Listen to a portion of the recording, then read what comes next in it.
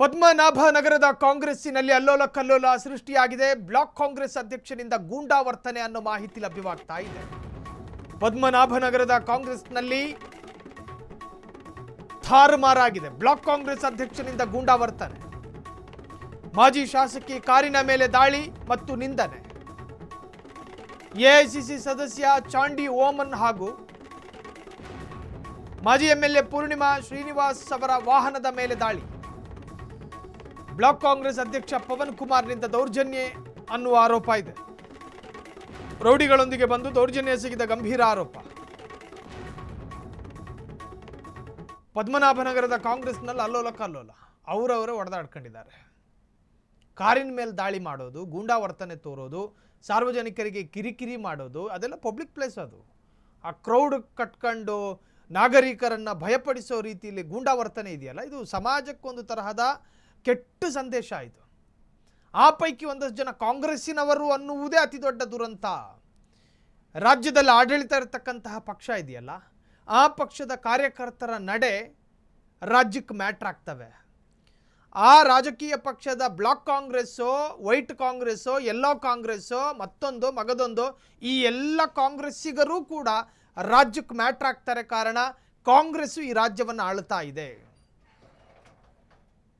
ಪರಸ್ಪರ ಗುಂಪು ಸಂಘರ್ಷ ನೋಡಿ. ಇದು ಎಲ್ಲ ಬಿಹಾರದ ವಿಜುವಲ್ಸು ಅಂತ ಅನ್ಕೋಬೇಕು, ಅಲ್ಲ, ನಮ್ಮ ಬೆಂಗಳೂರಿನ ಪದ್ಮನಾಭನಗರದ ವಿಜುವಲ್ಸ್. ಅದು ನಾಗರಿಕರಿಗೆ ಭಯಪಡಿಸುವ ರೀತಿಯಲ್ಲಿ ಗೂಂಡಾವರ್ತನೆ. ಸಣ್ಣ ಸಣ್ಣ ಮಕ್ಕಳು, ಯೂತ್ ಕಾಂಗ್ರೆಸ್ ಅವರು ಹೊಡೆದಾಡ್ಕೊತಾ ಇರೋ ಈ ವಿಜುವಲ್ಸ್ ಅನ್ನು ನೋಡಿದ್ರೆ ಅವರ ಮನಸ್ಸಿಗಾಗಬಹುದಾದ ಕೆಟ್ಟ ಪರಿಣಾಮ. ಪದ್ಮನಾಭನಗರ ಬೆಂಗಳೂರಿನಲ್ಲಿ ನಡೆದಿರ್ತಕ್ಕಂತಹ ಕಾಂಗ್ರೆಸ್ಸಿಗರ ಗೂಂಡಾವರ್ತನೆಯ ಎಕ್ಸ್ಕ್ಲೂಸಿವ್ ವಿಜುವಲ್ಸ್ ಗಮನಿಸ್ತಾ ಇದ್ದೀರಿ. ಇನ್ನು ಬ್ಲಾಕ್ ಕಾಂಗ್ರೆಸ್ ಅಧ್ಯಕ್ಷನಿಂದ ಗೂಂಡಾವರ್ತನೆ ಅನ್ನೋ ಆರೋಪ ಇದೆ. ಮಾಜಿ ಎಂಎಲ್ಎ ಕಾರಿನ ಮೇಲೆ ದಾಳಿ ಮತ್ತು ನಿಂದನೆ ಅನ್ನೋ ಆರೋಪವೂ ಇದೆ. ಎಐಸಿಸಿ ಸದಸ್ಯರಾಗಿದ್ದ ಚಾಂಡಿ ಓಮನ್ ಹಾಗೂ ಮಾಜಿ ಎಂಎಲ್ಎ ಪೂರ್ಣಿಮಾ ಶ್ರೀನಿವಾಸ್ ವಾಹನದ ಮೇಲೆ ದಾಳಿ. ಇನ್ನು ಬ್ಲಾಕ್ ಕಾಂಗ್ರೆಸ್ ಅಧ್ಯಕ್ಷ ಪವನ್ ಕುಮಾರ್ನಿಂದ ದೌರ್ಜನ್ಯ ಅನ್ನೋ ಆರೋಪ ಇದೆ. ರೌಡಿಗಳೊಂದಿಗೆ ಬಂದು ದೌರ್ಜನ್ಯ ಎಸಗಿದ ಗಂಭೀರ ಆರೋಪವೂ ಇದೆ. ಇದು ಪದ್ಮನಾಭ ನಗರ ವಿಧಾನಸಭಾ ಕ್ಷೇತ್ರದ ಕಾಂಗ್ರೆಸ್ ಪಕ್ಷದಲ್ಲಿ ಎಲ್ಲವೂ ಸರಿಯಿಲ್ಲ ಅನ್ನೋದಕ್ಕೊಂದು ಸಾಕ್ಷಿ, ಒಂದು ನಿದರ್ಶನ ಇದು. ಇನ್ನು ಹಾಗಾದರೆ ಈ ಗಲಾಟೆ ಯಾವ ಕಾರಣಕ್ಕೋಸ್ಕರ ಆಯಿತು? ಬ್ಲಾಕ್ ಕಾಂಗ್ರೆಸ್ ಅಧ್ಯಕ್ಷ ಪವನ್ ಕುಮಾರ್ ಕಬಡ್ಡಿ ಬಾಬು ಪುತ್ರ, ನೋಡಿ ಅವ್ರನ್ನ ಕಬಡ್ಡಿ ಬಾಬು ಪುತ್ರ ಅಂತಲೂ ಕೂಡ ಕರೀತಾರಂತೆ. ಅವರ ನಡುವೆ ತೀವ್ರವಾದಂತಹ ಗೂಂಡಾವರ್ತನೆಯಿಂದ ಕ್ಷೇತ್ರದಲ್ಲಿ ಅಲ್ಲೋಲ ಕಲ್ಲೋಲ ಸೃಷ್ಟಿಯಾಗಿದೆ ಅನ್ನೋದು ಈಗ ಚರ್ಚೆ ಆಗ್ತಾ ಇದೆ.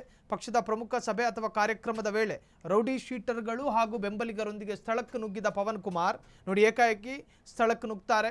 ಅದಾದ ನಂತರ ಅವರ ತಂಡ ಎಐಸಿಸಿ ಸದಸ್ಯರಾದಂತಹ ಚಾಂಡಿ ಹಾಗೂ ಮಾಜಿ ಶಾಸಕಿ ಪೂರ್ಣಿಮಾ ಶ್ರೀನಿವಾಸ್ ಅವರ ಕಾರುಗಳ ಮೇಲೆ ದಾಳಿ ನಡೆಸೋದಕ್ಕೆ ಮುಂದಾಗ್ತಾರೆ. ಅಪ್ಪಟ ಗೂಂಡಾ ವರ್ತನೆ ತೋರಿದ್ದಾರೆ ಎನ್ನಲಾಗಿದೆ. ಅಷ್ಟೇ ಅಲ್ಲದೆ ಮುಖಂಡರ ಸಮ್ಮುಖದಲ್ಲಿ ಅವಾಚ್ಯ ಶಬ್ದಗಳಿಂದ ನಿಂದನೆ ಮಾಡಿ ಕ್ಷೇತ್ರದಲ್ಲಿ ತೀವ್ರ ಭಯದ ವಾತಾವರಣ ನಿರ್ಮಿಸಿದ್ದಾರೆ. ಕಾಂಗ್ರೆಸ್ ಪಕ್ಷದ ಆಂತರಿಕ ರಾಜಕೀಯ ಹಾಗೂ ಮುಖಂಡರ ಮೇಲೆಯೇ ರೌಡಿಗಳ ಅವರ ಮೇಲೆ ಅಟ್ಯಾಕ್ ನಡೆಸಿರ್ತಕ್ಕಂಥದ್ದು ನಿಜಕ್ಕೂ ಕೂಡ ರಾಜ್ಯ ಮಟ್ಟದಲ್ಲಿ ಬಹಳಷ್ಟು ಚರ್ಚೆಗೆ ಕಾರಣವಾಗಿದೆ.